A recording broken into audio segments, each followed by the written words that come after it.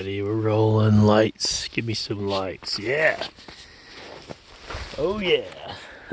Testing this little, I've already tested this tent, but talk a little tents and sleeping bag, ground camping. I feel like this tent is the run-of-the-mill tent. They did everything to make a normal tent. I got a heck of a deal on it. I don't think I paid much more than 70 bucks. Might have been, actually, it was $44. But anyway, I'll continue. This sucker, by the way, blew like at 200 yards. I might be exaggerating, more like 300 feet, but landed on over other side of a privacy fence. Couple little patches. Anyway, shouldn't have left it set up. But look at this. You got this thing at darn near sucks. I mean, this is a generously sized tent by the specs. It's like, I don't know if I'm just going to say 90 inches long by 55 inches wide.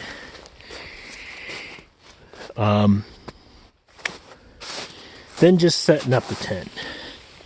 I get this on a lot of tents and they're getting better about it.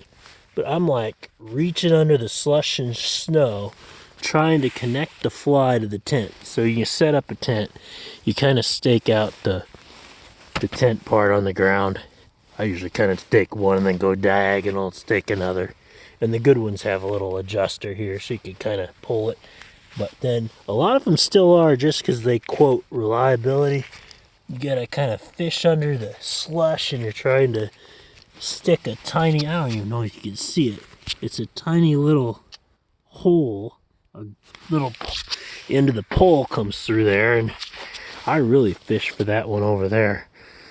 But yeah, just still working with the Daisy Mae. I talked to Big Agnes. I was like, it tested real good. And they're known for their sleeping bags to be pretty true to their rating. Like it says 0 Fahrenheit. It's not going to be way far different in my opinion, or from what I've found so far with their products. For instance, I think this has like a 9 Fahrenheit comfort rating, and a 0 Fahrenheit is what the sleeping bag says.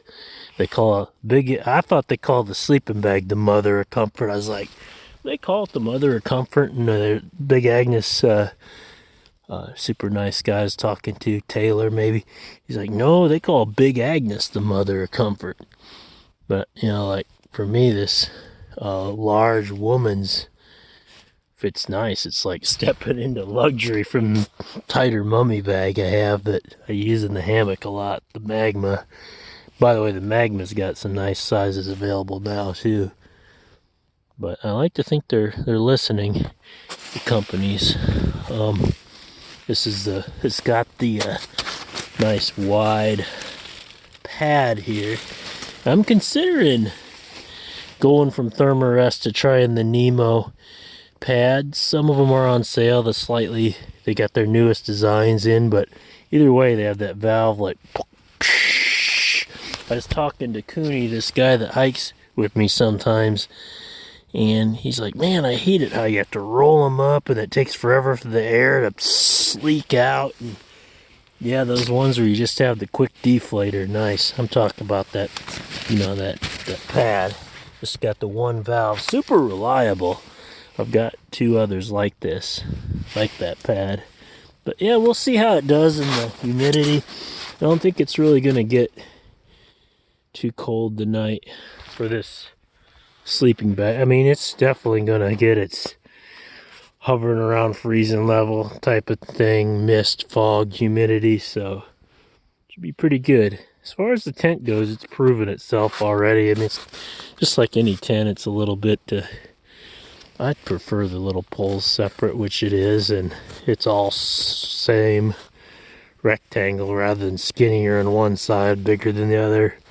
It's a good tent for just fooling around in the yard or taking a little, you know, excursion nearby. I left it set up though, and that wind took it. That construction site in Pekin ended up yonder other side of the privacy fence.